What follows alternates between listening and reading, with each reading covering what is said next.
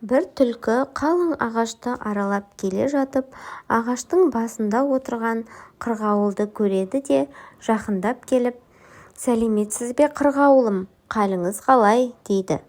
Қырғауыл: «Жақсы, өзің қалай тұрасың?» дейді түлкі. «Жерге түсіп сөйлессең қайтеді? Бір құлағым естімеуші еді» дейді қырғауыл. «Жерге түсуге қорқамын. Жерде әртүрлі аңдар бар, бізді жеп қоюы мүмкін» дейді. Түлкі: «Әй достым, биылғы заман бұрынғы заман емес, жаңа ғана келдім, бұйрық шығыпты. Біреуге біреу зорлық қылмасқа, қой мен қасқыр бірге жүрсін, қырғауыл мен түлкі бірге жүрсін деген» дейді. Қырғауыл: «Жақсы хабарыңыз бар екен, рахмет достым.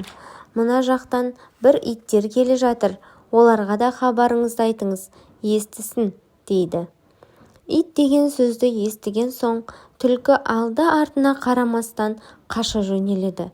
Қырғауыл: «Қайда барасың, түлкім, бұйрықты ұмытып кеттің бе?» дейді. Түлкі: «Кім біледі, бұйрықты ол естімеген шығар» дейді міңгірлеп.